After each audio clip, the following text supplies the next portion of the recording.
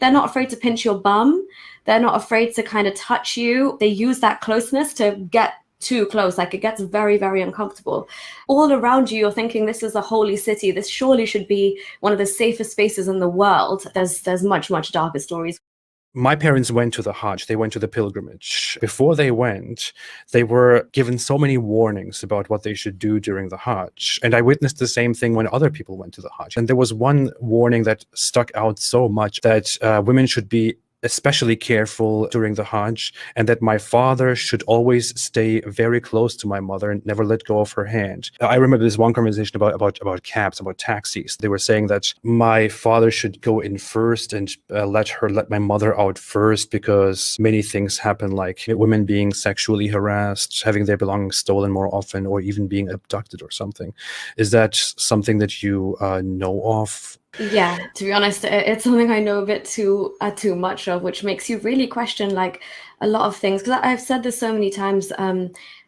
This amount of stories of women, even if, like, my dad had the same fears when we would go as a family, you know. So it becomes really kind of intense and awkward and dangerous, even when you're doing tawaf, like when you're circumambulating the Kaaba. Especially, like I said, in Ramadan times, it's like a mini Hajj at that point. So it's like the same amount of rush. But honestly, they're not afraid to pinch your bum. They're not afraid to kind of touch you, or you're in an abaya, but they use that closeness to get too close. Like, it gets very, very uncomfortable. And you're kind of in shock at that moment, because the Kaaba's here and you're here getting touched up by some man who's in ihram and supposed to be here cleansing his soul and heart and purifying himself. And you also don't feel like it's the right time to even tell the man or the person you're with, your mahram, because it's such a horrible thing to experience. But it happens all the time. Sexual harassment like that, also theft, you know, people who leave their shoes outside the mosque, they go missing. And again, all around you, you're thinking this is a holy city. This surely should be one of the safest spaces in the world. But no, it's got all of the same little ugly things happening that happen out in the rest of Saudi Arabia as well. I know so many stories where women have come back from Umrah and Hajj and just had these horrible stories, and they haven't even told their husbands or whoever they were with. And then obviously, like, there's much, much darker stories, which probably will very much kill the mood of this conversation. But even one of my own teachers from high school had like the most horrific experience happen to her, where she was in a taxi and the guy just took a detour and drove her into the middle of the desert and raped her and just left her there.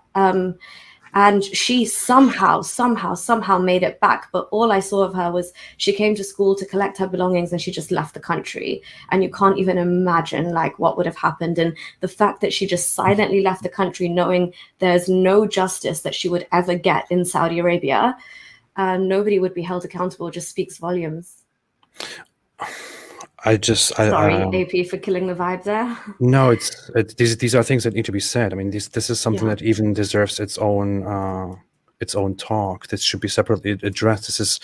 I mean, I was a Muslim when I heard stories, when I heard little mentions of these things or little warnings of that kind, and I didn't even get it back then. And it's like, I feel like until after I left Islam, I didn't even perceive what, you know, it's just shocking back then when you are a Muslim, when you are religious and you value these things, you value, the Arabian lands, and you value the Kaaba and Mecca and Medina and all that. This is Islamically described as a safe place, you know, where you go for refuge.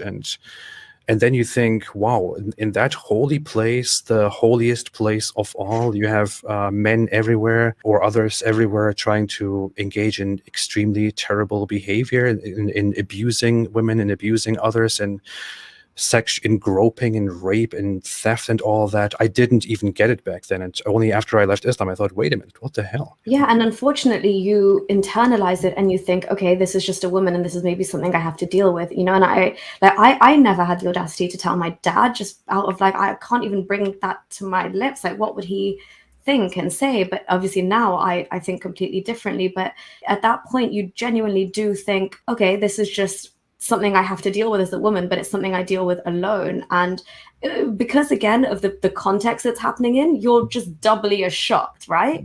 You're like, I'm here as well on a pilgrimage. I'm here to get close to God, and this is like the antithesis of what I should be talking about here. And it just, as a woman, you really internalize these things. I think there are, like, you're actually probably people who have lived in Saudi Arabia, and the way we were taught, because if you go to an international school, up to a certain level, Islam isn't compulsory. Because of that, you have to, like, obviously my parents were adamant that we would all learn the Quran. We actually had a teacher come to the house. But again, the horror stories of what these men do when they come and teach kids at home is like, there's so many stories. Obviously, we'll get back to the point of this discussion, but yeah, all of these things definitely need to be discussed, and people, they need to come out in the open now.